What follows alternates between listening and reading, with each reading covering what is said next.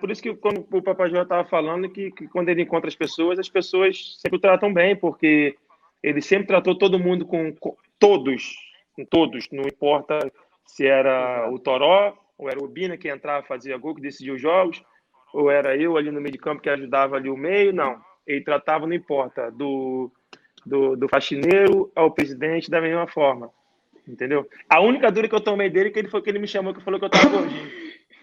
Gordinho? Quando eu cheguei, ele falou que eu tava gordinho, que eu precisava emagrecer. Quando eu voltei de Portugal... Quando eu voltei de Portugal, eu fui... Bina, cheguei de Portugal, fui assinar o contrato, quando eu fui assinar, ele sentado, meu filho, tá gordinho, precisa emagrecer para ajudar o papai. Eu falei, eita... O que é que você comeu lá em Portugal? Isso aí para mim, pro Bina, era mais que o normal, né? É normal, eu já levava como uma coisa... Ele já chegava na primeira pré-eleição dele, a gente foi de férias, voltou, e aí a primeira coisa que ele falava na reunião dos jogadores da volta era: você já viu o ator da Globo gordinho? Você já viu? O Bina parece baiana. Mas quem tinha... Parecendo vendedor de acarajé. Bina, mas quem tinha mais moral que o Papai Joel... Mas quem tinha mais moral que o Papai Joel era o Torozinho. Isso que eu quero falar. Torozinho. Porque até o bonequinho do Toró ele mandou fazer. Olha isso. Mandou fazer. Pra quem? Pra aquele que te cobrou, Bina, do jeito que você fez. Renato Maurício Prado. Lá no avião, né? Ele levou o bonequinho do Toró, deu de presente pra ele. Toró, sabe por que sabe por causa disso? Deixa eu explicar. Eu lembro. O cara escrevia para o Globo, e primeiro que não me chamava de Joel, me chamava de Natalino. E não sabia como nós jogávamos. E aí, ele me perguntou a mim uma vez, que foi jantar, ele e o presidente, ele me levou de verdade. Pô, cara, eu não consigo entender, cara, como é que você faz com o Toró, com o Ibson. Aí, eles eram contra o Jailson, eram contra o Rômulo, e o Rômulo foi campeão. O Rômulo, aquele magricelo, que acabou machucando o pé, de sacanagem.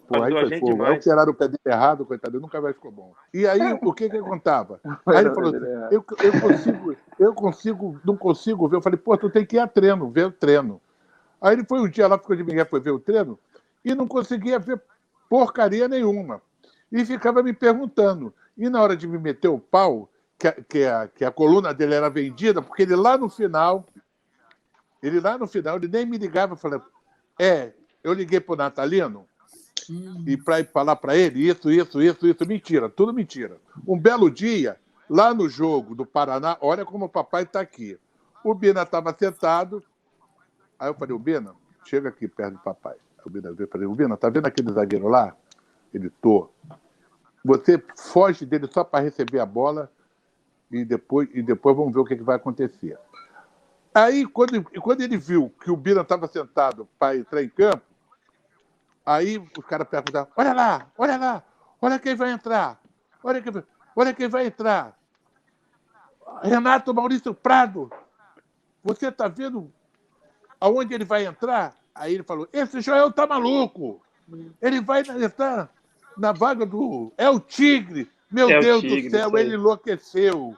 Ele enlouqueceu de uma vez por todas. E você entendeu isso? Aí ele falou assim, nem eu, nem a torcida do Flamengo. Porra, meu irmão. O Bina entra, fugiu do cara, mirou e soltou-lhe um cascudo, soltou-lhe um acarajé com pimenta e tudo, e fez o gol. Porra, foi foda. Com pimenta e tudo, aquele acarajé. Piba! Saco! Aí imediatamente me ligaram, que dentro me ligaram. Porra, cara, ele meteu o pau e você não queria que o Bina entrasse, não sei o quê. Eu falei, filha da mãe. Porra, eu fui lá que aguentei o Bina. Falei, Bina, o Renato Maurício Prado falou de você isso. O Bina, o quê? Falei, bom, mas ele falou, mas o quê? Ele falou, mas o quê? Aí o que aconteceu? Ele deu o maior azar, cara. Quando nós chegamos no aeroporto, quem é que estava sentado no banco? Ele, Renato Maurício Prado. Aí o Bina, como é que é? O que é que o senhor falou? Não, você falou sim. Você falou, pô, ele ficou pequenininho, cara. Essa história merece um filme. E ali nós classificamos, cara. Não era confusão, não. Porque o Bina entrava e fazia a porra do gol, cara. Não tinha jeito. Ele era o pé de coelho. Ele era tão Tá pé na de hora de coelho, botar né, o pé de papai? coelho. Ele era tão pé de coelho que até... eu não tava, mas até na final da Copa do Brasil ele fez gol e ainda sai machucado, ainda operou o joelho ainda. Vem bola levantada para a Luizão, foi, tentou o desvio. A bola vai sobrar pro chute. Gol!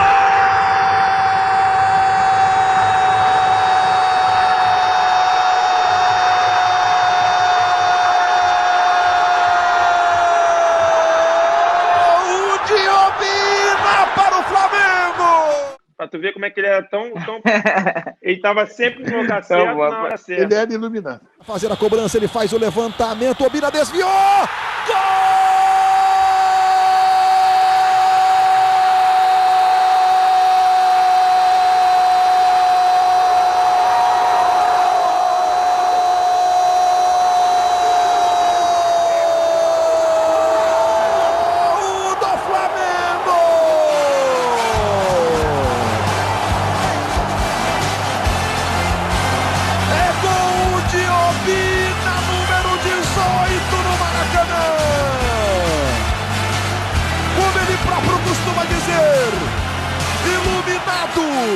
E através do Obina, né? Impressionante.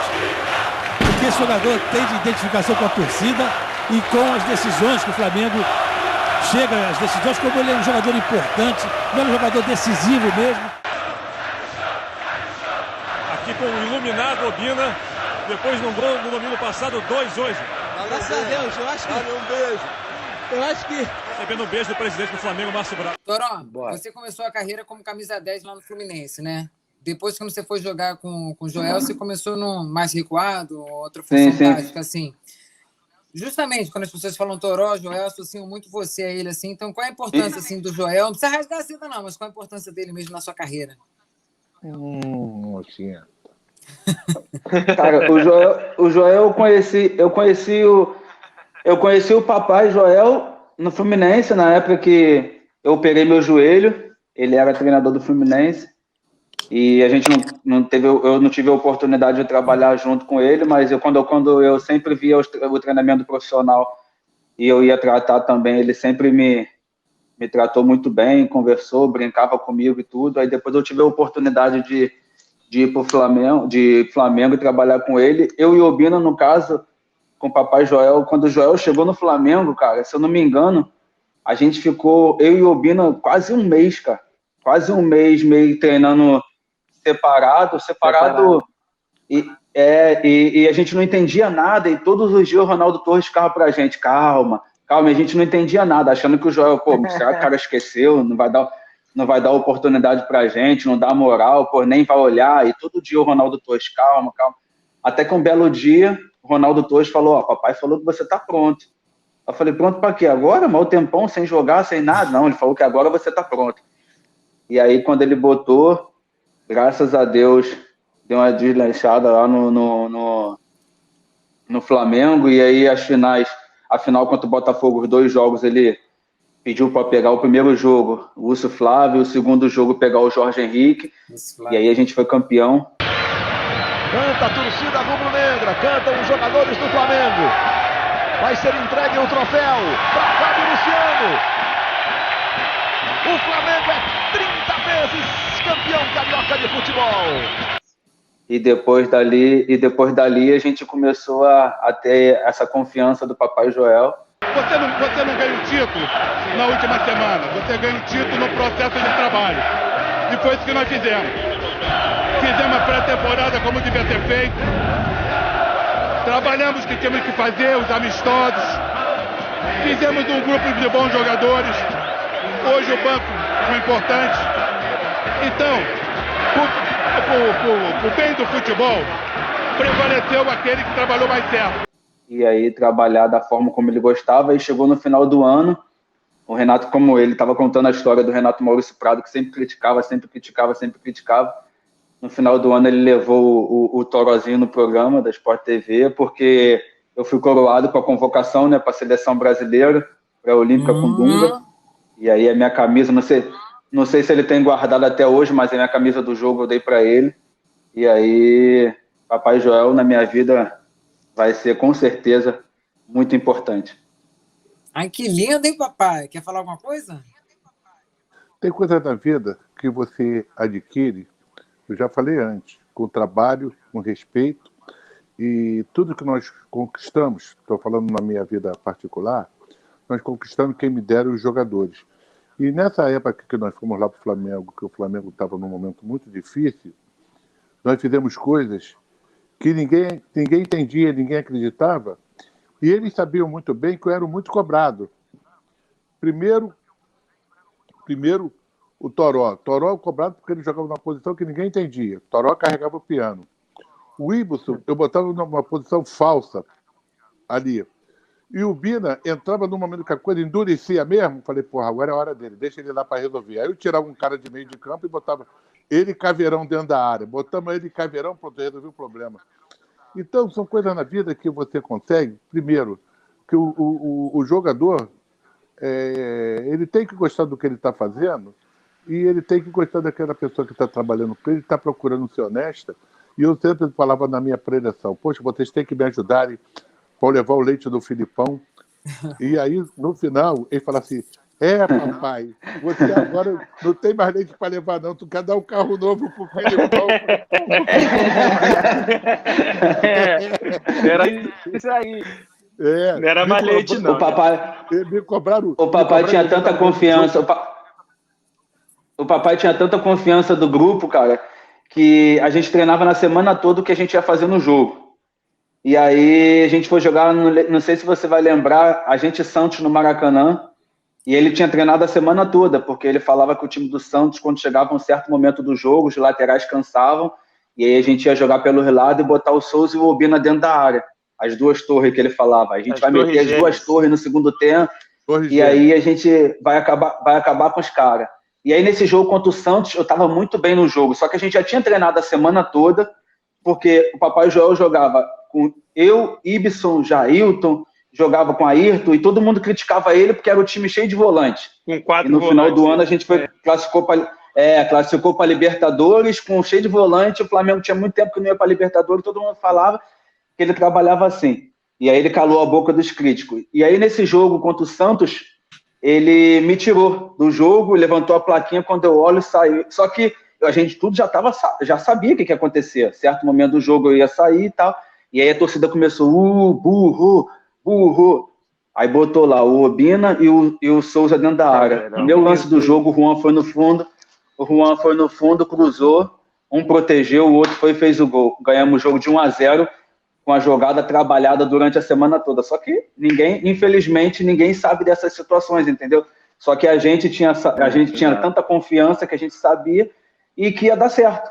Isso que era o mais importante de tudo. E aí todo mundo falava que, como tem hoje, né, os filósofos do futebol que falam que os treinadores isso, treinador aquilo, mas o Papai Joel já fazia isso lá atrás. Não é rasgando seda, mas é a verdade, é a realidade, porque não tem como, né? Quanto a fato, não tem como argumentar. E era fato, as coisas aconteciam da forma como a gente trabalhava e treinava. Toró filósofo, hein? Contra fatos argumentos, hein? E só para completar, Adriano, a coisa era tão treinada que o Bina já entrou, eu falava para ele, não sair fora da área, saía até ali da área e tocava a bola para trás, que ia tocar no meio de campo, ia abrir nas pontas, e aí já iam entrar os dois como facão. E o Toraco, na hora que foi cruzado, não deu para ele cruzar com a perna esquerda. Ele driblou para dentro, cruzou com a perna direita, cara. Aí os caras trabalharam de cabeça, fizeram a tabela de cabeça, aí pimba, saco, gol.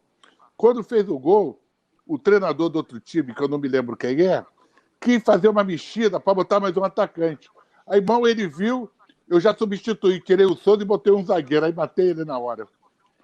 Ofusquei ele na hora. Aí ganhamos o jogo, cara.